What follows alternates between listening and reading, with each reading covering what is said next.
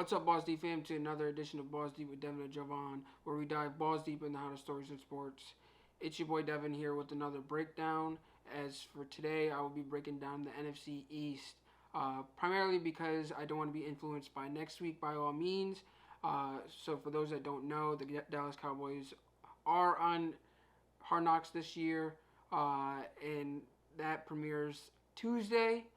And I'll be in attendance of New York Giants Fan Fest, which is on Wednesday. So I don't want to be influenced by those two events.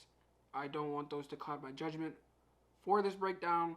So let me hurry up and get this breakdown out so it can be as objective as possible. So let me get started. In fourth place of the NFC East, I project the Philadelphia Eagles to have a ceiling of 6-11 and a floor of 3-14 with a projected record of 4-13. This is based off of how they're currently constructed personnel-wise. I know there's rumors going around that they will go out and get Deshaun Watson. On this podcast, I've said that if one team is willing to take a risk right now for Deshaun Watson, it would be the Philadelphia Eagles because they don't really have much to lose at this point. So should they get Deshaun Watson, I do think that it'll raise their ceiling and their floor, and it'll just make things more interesting for this division this upcoming season. But as for the Eagles, how they currently are, I do think they have the second best offensive line in the division, only to the Cowboys, both of which were plagued with injuries last season, which hurt them badly. Right now, they have the second best offensive line with Jason Kelce still there, Lane Johnson still there, Brandon Brooks. Hopefully, he can be what he was pre-injury, because I believe it was an Achilles injury, which is a big-time injury and could play a factor with those big guys there in the trenches. Andre Dillard, he hasn't really proven himself. However, they did pick him in the first round, so he has a lot of potential. So it's only right that we'll see. And they also just drafted Landon Dickerson, who I think was a phenomenal draft pick. He can play center.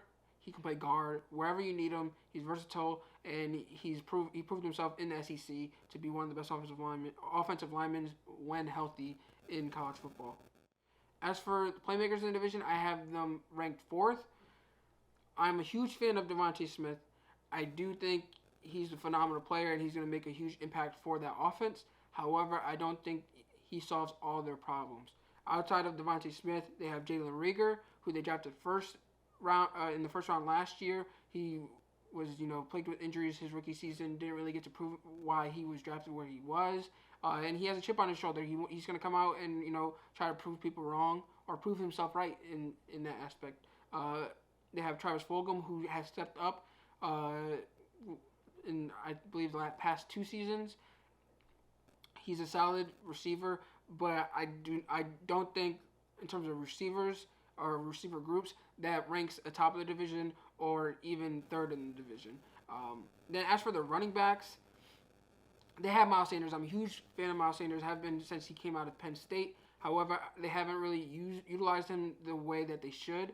And I don't think it's going to change this season, primarily because of how many backs they have in the backfield. So they have Kerryon Johnson, who they picked up off of waivers. They have Jordan Howard, Boston Scott, and they just drafted Kenneth Gainwell, who I think will, take some of the snaps, especially the receiving snaps, from Miles Sanders. And then I forgot to talk about the tight ends. Dallas Goddard, this seems like it will be his breakout year, especially because he will be taking over that tight end 1 role with Zach Ertz now being, phased out of the offense and most likely will be traded by the start of the season. And then as for the quarterback situation, Jalen Hurts showed a lot of potential at the end of last season. He's in a new offense, and this offense or this coaching staff isn't proven. I have them ranked as the 4th best coaching staff in the division as well, just based off of inexperience alone. And we don't really, it's, the unknown. We don't really know what we're going to get from these people. So Jalen Hurts, they haven't really committed to him. Like I said, they are trying to go out and get Deshaun Watson at that. So right now I have them ranked as have him ranked as the fourth best quarterback in the division. Just because we only really have a small sample size of what he can do. Don't really think he will be a top 15 quarterback in the division, maybe for fantasy, but not in reality. But that alone, I'm not saying that I don't think he'll do well. I'm just not a huge believer in this offense as a whole, as an entirety. You can argue that he's the third best quarterback in the division, but I wouldn't go as far as saying he's the second best. So that ranks them as the fourth best offense in the division. However, if they do get Deshaun Watson, I do think that it'll, like I said, it bumps up their ceiling and their floor. It'll also bump up their offense. I think they'll easily have the second best offense in the division just because they'll have the number one quarterback in the division, second best offensive line in the division, and whether you like it or not, they're the fourth best playmakers in the division. So it'll move them up to number 2 in terms of offense, but Deshaun Watson doesn't solve all the problems, but he most definitely helps. As for the defense will keep this team in games, primarily because of their secondary. They went out this offseason and got Anthony Harris from the Minnesota Vikings. He had a down year last season, but he's most definitely a talented safety. They have Ronnie McLeod, who's a very underrated safety as well. They went out and recently got Steven Nelson to play their cornerback 2 role, which would benefit that secondary and solidify it at that. And they have Darius Slay and Avonte Maddox as their nickelback. So if Darius Slay, although it was a down year last season, if he can bounce back, this secondary most definitely will be the strength of their defense. Although their defensive line and edge rushers are pretty talented, I do think this secondary is underrated, but they are the third best secondary in the division just because there's 2 other teams in this division that have a much better secondary. So you can argue that they're the second best, but they're not. They're third, in my opinion. And then as for the defensive line and edge rushers, they're number 2 in the division. This currently right now is their strong suit. They got Derek Barnett. They got Javon Hargrave, Fletcher Cox, Brandon Graham. They just went out and got Ryan Kerrigan, who's only going to help this pass rush. So as long as you can get pressure on the quarterback, it makes everyone's job a lot easier, especially your secondary. So they're going to play off of each other. And this is what's going to hold the Eagles in games and allow them to get some wins this season. As for the linebackers, though, that is where their flaw lies defensively. And I think that's where they're going to get exposed. They're going to get exposed a lot in the middle of the field, primarily because of their linebackers. They have a lot of guys who haven't really went out and made a name for themselves. There's a lot of question marks. You don't really know what you're going to get from these guys. So unless they come out and exceed expectations, I don't know what to tell you. But they have the worst linebacker group in the division. In terms of special teams and coaching, they rank 4th.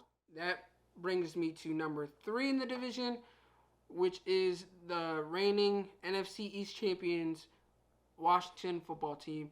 For their ceiling, I have 10-7. Their floor, I have 7-10, with a projected record of 8-9. So it's a very interesting situation here. So with the offense, I currently have Washington with the third best quarterback situation in the division. A lot of media outlets rank them as number 2 because Ryan Fitzpatrick is a veteran. He's proven yada, yada, yada. However, he's proven to be a streaky quarterback and a streaky quarterback only. He's going to win you some games. He's going to lose you some games. One week he'll be Fitz magic. One week he'll be Fitz tragic. You just don't know what you're going to get from that guy. Although I am a fan of his, he is what he is, and that's it. As for their offensive line, I have them with the third best offensive line in the division. They went out and drafted Sam Cosmi, who I think they're going to develop for at least a season, barring injury, obviously, because there's an injury, he's going to step in and play. They went and got Charles Leno Jr. They went and got back Eric Flowers, who left last season. They still got Brandon Scherf off because they franchise tagged him, which is their best offensive lineman. It's not even close. And then they got Cornelius Lucas to play right tackle. It's not the best offensive line, but it's definitely not the worst. And then as for playmakers, I have them with the third best playmakers in the division. Why is that? They got Terry McLaurin, who has put up numbers with, subpar quarterback play. He's a really talented receiver, and he's going to only have a better season this season with Fitzmagic, the gunslinger. But if Fitztragic comes out, there ain't going to be much numbers for him on those given weeks. They went out and got Dyami Brown, who I think is a dynamic receiver. He's gonna be the one to try to take the top off of defenses.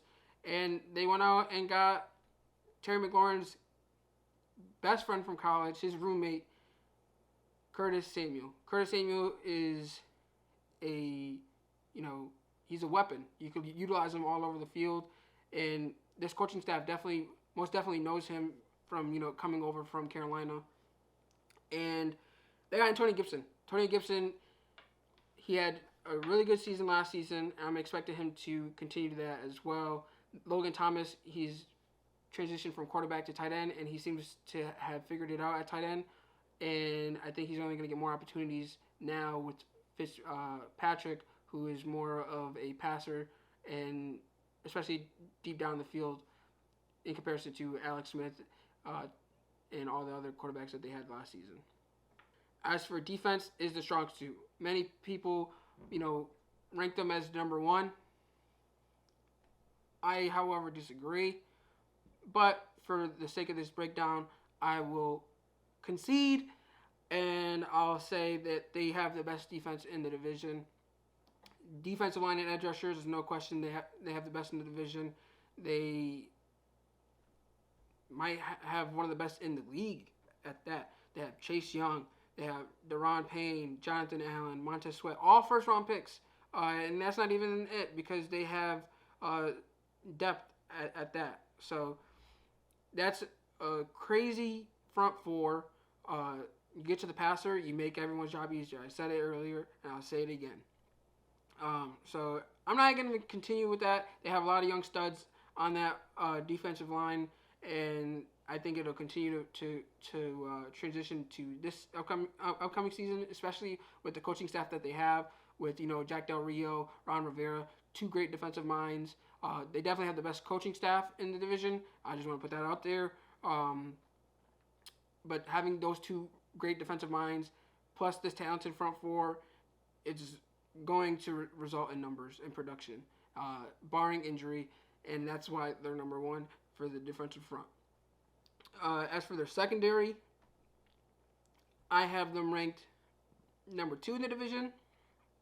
Only to the Giants. They got a promising young player in Cameron Curl who stepped up last season at safety to go along with Landon Collins.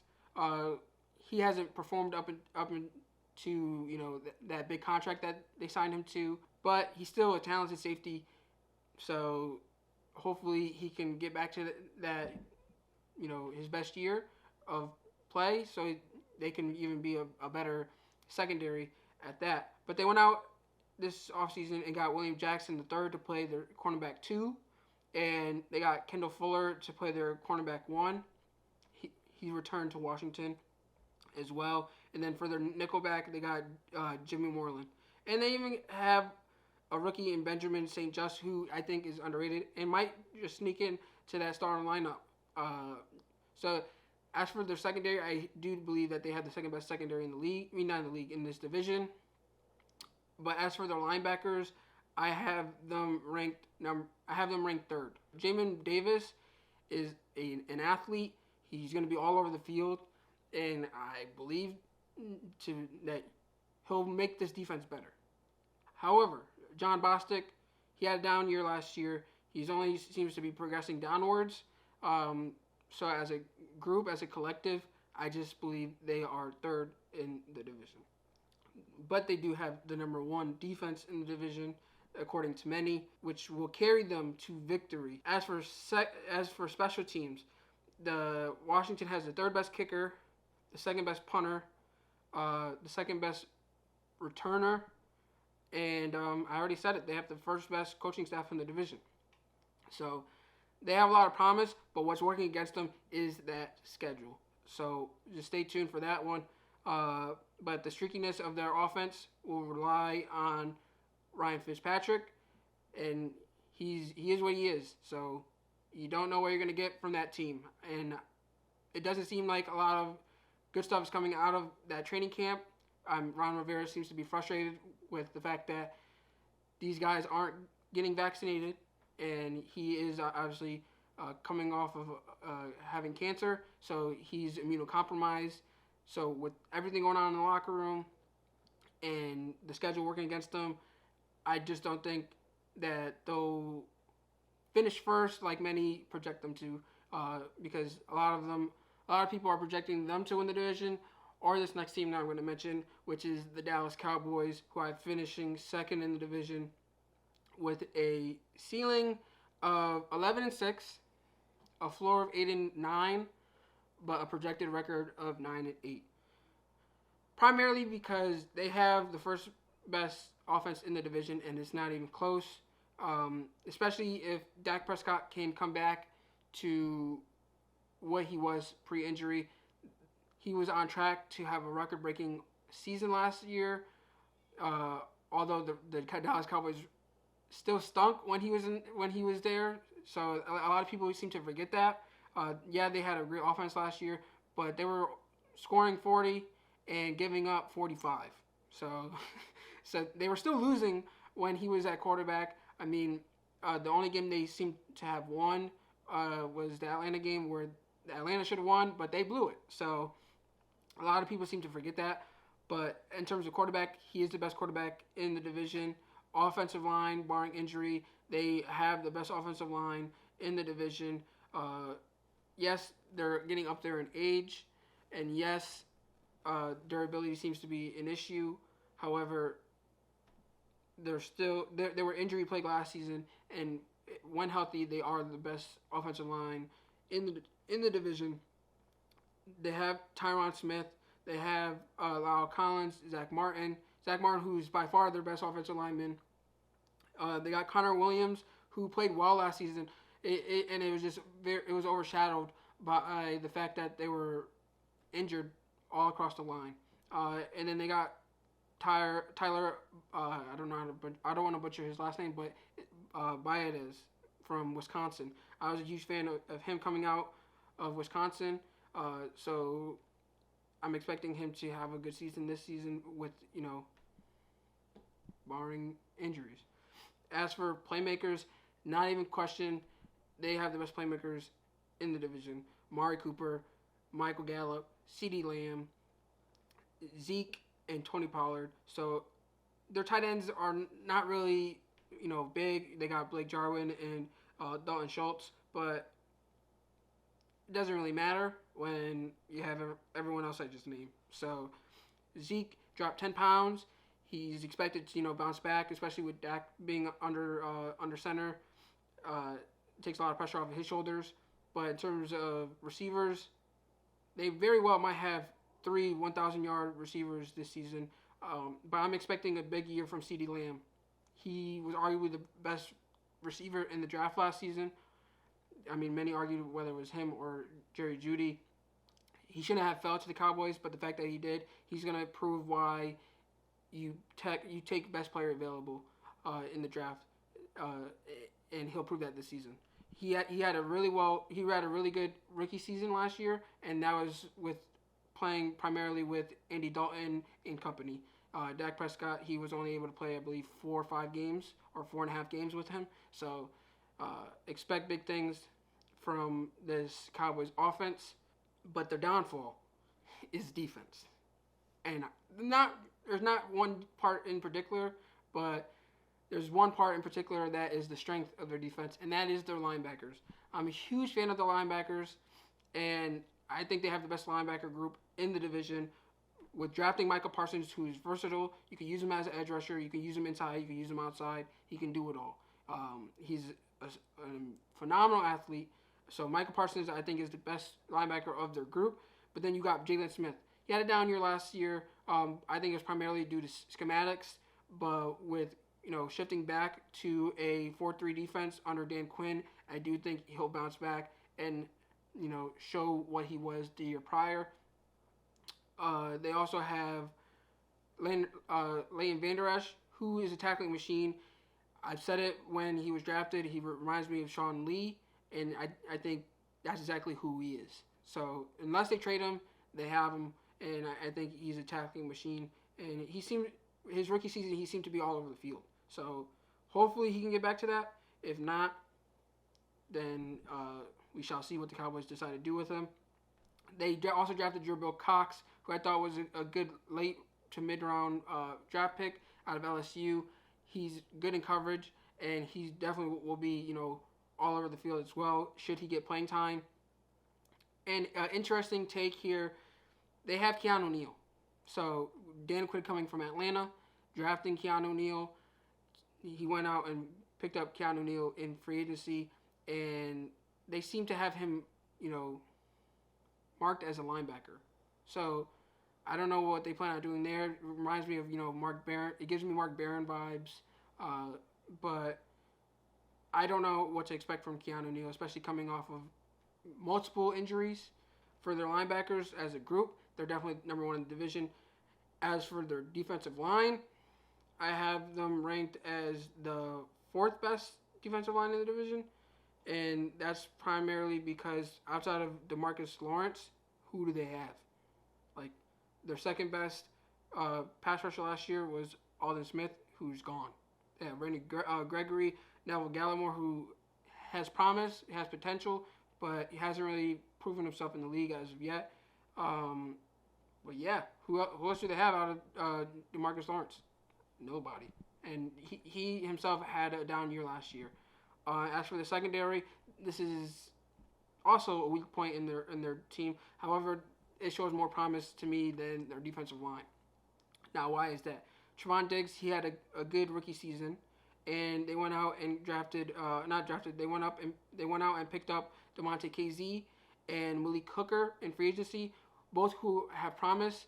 Malik Hooker hasn't showed, he hasn't performed to the level that was expected of him since coming in the league. However, if he turns out to be what he is, it was a good pickup. In terms of KZ performed well in Atlanta. However, he's coming off injury, so that's a question mark right there too. And then as for their corners, they have I mentioned Trevon Diggs. They have Jordan Lewis, Anthony Brown. But they're expecting a lot of Kelvin Joseph from Kentucky. If you didn't watch our post-draft episode, I said he was a boomer bust prospect. He's probably one of the main boomer bust prospects in the draft, because when he played in the SEC, he did get exposed by many top talents, including Kyle Pitts. But he's very streaky. Like, you don't know what you're going to get from him. Seems like he's two different players. So should he be the better of the two players? The Cowboys might have got themselves a steal, but he's a question mark, and that seems to be a trend across their secondary. As for their special teams, I do think they have the third best coaching staff. Mike McCarthy, Super Bowl champion, but a lot of people question his coaching ability, obviously, at the end of his reign in Green Bay, but last year didn't show. He didn't prove anyone wrong last year. But as for kickers, they have the second best kicker in the division with Greg the Leg. And then they have the fourth best punter and the best returner. Last year, as terms of best returner, I don't know who's the returner this year, but as of last year, their returning abilities seem to be ranked first amongst the division. As for first place in the division, I have the New York Football Giants with the ceiling of 11-6, a floor of 7-10, and a projected record of 10-7. Big reason in the gap with their ceiling and floor is primarily on their offense. They played well last season defensively. They had the 12th best ranked defense. They were 12th in sacks last year with really no top pass rusher. In terms of edge rushers, their top edge rushers with sacks were Lorenzo Carter and Kyler Fackrell, who both were injured and didn't really play majority of the season. So they have promise in their defense, and I think their defense only got better. They were in every game last season except for the 49ers game. They even gave the Tampa Bay Buccaneers, the Super Bowl champions, a run for their money. A lot of the games that they lost were on small mistakes that can be fixed. And I think with having an off season, it allows these young players to take a step up and fix those small mistakes. This coaching staff, I believe they have the second best coaching staff in the division. They're very detail oriented. They focus on the details and the fundamentals, which I think will benefit the players all in all. But the gap in the ceiling and the floor is reliant on the offense. Primarily the offensive line. They have one of the worst offensive lines in football on paper. I'm expecting some of these players, specifically Andrew Thomas and Hernandez, to take a step up. Nick Gates, I'm expecting him to play better at center, having this be his second year playing center. So I think he'll obviously improve his game. But should he just stay what he was last year, I think they'll be good. I think a lot of Giants fans are hoping that this offensive line unit is average at best, which I think will be beneficial to this team because their success really relies on Daniel Jones, this offensive line, and Jason Garrett as a play caller. Not a big believer in Jason Garrett, but with everything that all the changes that they made on the coaching staff, it seems like they are trying to change this offense by all means, especially with drafting Kadarius Toney in the first round. So Kadarius Toney is a playmaker. Just get the ball in his hand. I don't really expect him to have a huge impact offensively, barring injury this season. I do expect him to take some snaps away from Darius Slayton and Sterling Shepard. However, I think his biggest impact will be on special teams as a returner, just because he's so quick and jittery, you can say. But as for offensive line, they rank 4th in the division and probably one of the worst in the league. As for quarterbacks, I have them ranked 2nd. Primarily because Daniel Jones, yes, people make fun of him because of his turnovers, but a lot of his turnovers had Evan Ingram's name written all over them. So that is regarding interceptions, but that wasn't all his interceptions. I mean, his fumbles, he obviously needs to take care of the football, which I think he will. But in terms of efficiency, he was one of the best deep ball throwers in the league last year. I'm not saying he's the best, but last year the numbers showed what they showed. Then as for, he has a lot of potential. Like I said, Ryan Fitzpatrick could be too, but he's too streaky. Daniel Jones, I feel like them integrating his running ability will benefit this offense. So with that, but also he showed promise in his first 2 years. More so in his rookie season, but it's okay because there's other quarterbacks in this league who have struggled in their first 2 years. And I've seen this comparison on multiple platforms, and a lot of people seem to, get mad about it. But it's no slight in the other players' abilities, and not saying that Daniel Jones is that player, but it's just to show that you can take that leap in year 3. So this other quarterback, his first 2 seasons in the NFL had a completion percentage of 56.3. Daniel Jones 62.2. His passing yards per game were 184.4 in comparison to Daniel Jones 221.1. His touchdown interception ratio was 30-21. Daniel Jones 35-22. His passer rating was 78.2. Daniel Jones was 84.1. And last year, was his year 3, and he had a big year. He had 37 passing touchdowns, 107.2 passer rating, and that person was Josh Allen. Not saying Daniel Jones is Josh Allen, but he has the running capabilities, a part of his game, and he has that big arm. He can make that leap, and as long as he improves and notches down his turnovers, this Giants offense just has to score at least 24 points on average to be a playoff team and compete for a Super Bowl. So right now I have them ranked 2 in terms of the quarterback situation. And then as for the playmakers, I have them ranked 2 as well. They've added some pieces to this offense. They added Kenny Golladay, who is that X receiver that they've been looking for since Odell has left, especially in this Jason Garrett offense. They've added Kadarius Toney. They have Sterling Shepard. They have Darius Slayton. They've added John Ross III, who has potential. They have Dante Pettis. Everyone seems to have looked at this receiver room and say it's a basketball team, that each of these guys will, they supply a different kind of play style, and that's really good. They still have Evan Ingram, who is a, phenomenal athlete. It's just a matter of his drops, because a lot of his drops lead to turnovers. So if he can get that under wraps, I think he can be, beneficial instead of, detrimental to his offense. But they do have Kyle Rudolph that they added, who is a big red zone threat, and he doesn't really drop many passes. So hopefully he helps Evan Ingram with that. Hopefully. And they're getting Saquon Barkley back. So with that, they have Saquon. They have Devontae Booker, who, he's a do-it-all back, and he's a solid backup.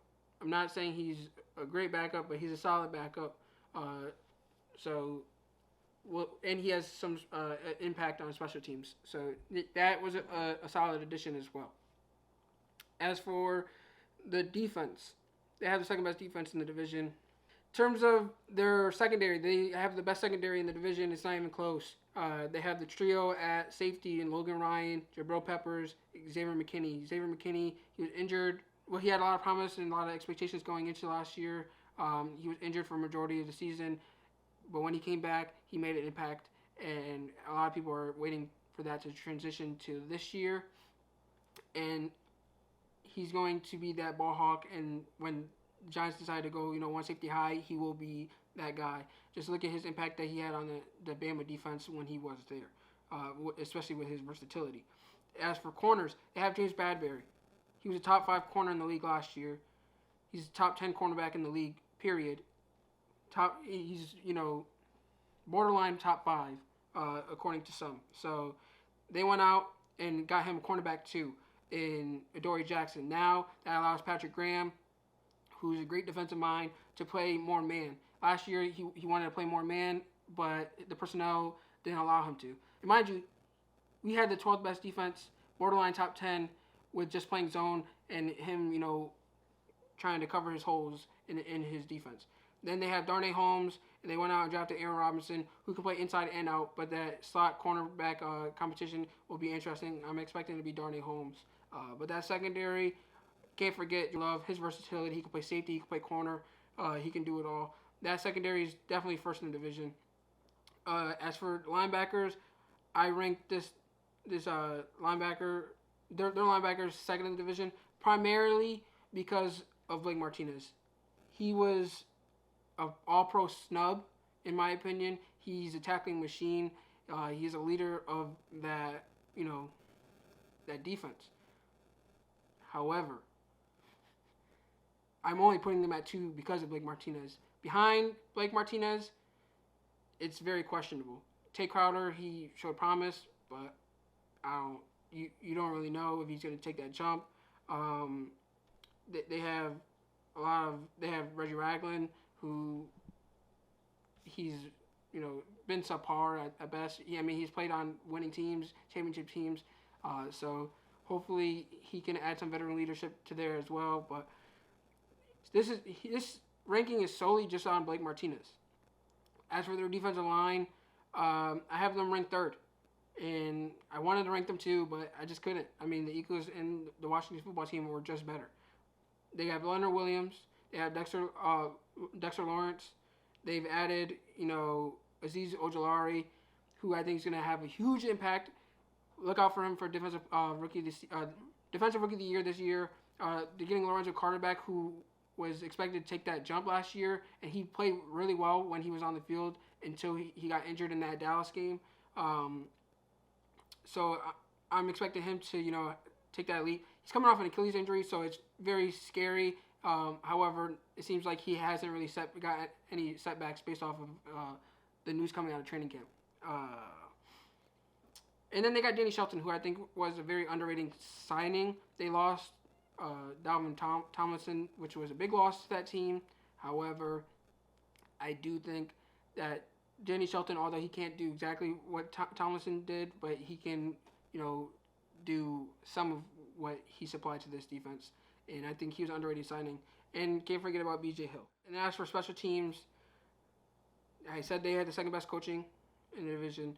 Kicker, they have the number one kicker in the division. Graham Gano was Mr. Automatic pretty much last year. I'm expecting him to carry that over. Punter-wise, it's arguable that they have the worst punter in the division. I have them ranked third. And then returner, as of right now, based off last year, they're fourth. However, with Kadarius Toney most likely taking over, that can easily change. So, as right now, I have the Eagles in fourth, football team third, Cowboys second, Giants first. Let me know what you guys think in the comments. I know a lot of you guys probably disagree, but it is what it is. I'm here for the debate. So just make sure to tune in every hump day for a new episode of Bossy with Devin and Javon. Make sure to stay tuned for more breakdowns from me and Javon as well. Javon should be coming out with his breakdowns very soon. But that's all I have for you guys today. Peace.